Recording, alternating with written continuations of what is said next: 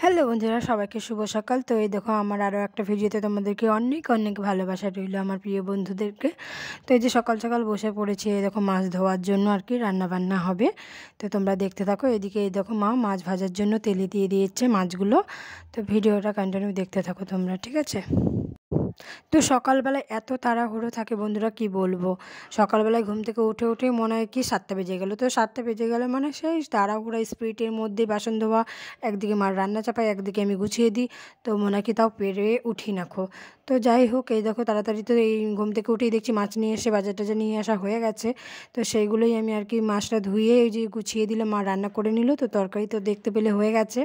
আর কালকেকার তরকারি ছিল সেটা দিয়ে তোমাদের দাদাভাই ভাত খেলো, আর ওই মাছের তরকারি হয়েছিলো সেটা দিয়ে খেলো। তো তারপরে সেই ব্যাগের ঝোলাটা এনে রেখে দিয়েছিলো। আর তাড়াতাড়ির মধ্যে তখন তো বুঝতেই পারছো যে গোছানো হয়নি কোথাকার জিনিস সব কোথায় রয়েছে।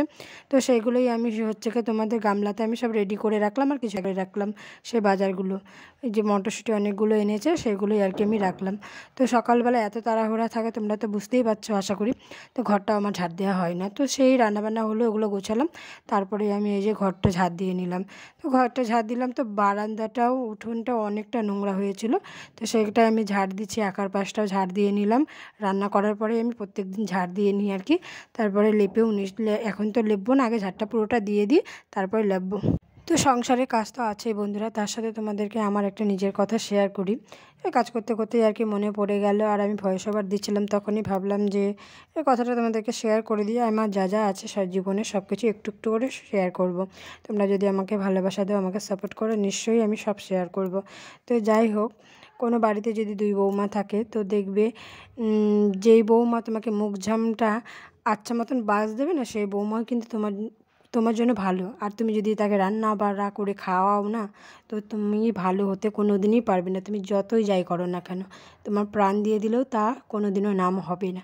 আর যে উঠতে বসতে তোমাকে বাঁশ দিবে, মুখ ঝামটা দিবে, সেই কিন্তু ভালো হবে।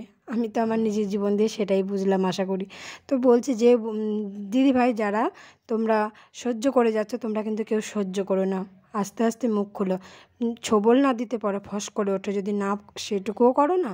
তারা একদম মানে বৌমাকে কি ভাববে বলার নাই খো। তো যাই হোক, তো আমার এই দেখো আবারও চলে এসেছে আমি বাসন মাজার জন্য। তো আমার দুপুরবেলাটা না অনেকটাই বাসন হয়, আর সকালবেলাতে। ভিডিওটা তোমাদের যদি ভালো লাগে লাইক কমেন্ট শেয়ার করে দিও। আর কীরকম ভিডিও চাইছো বলো।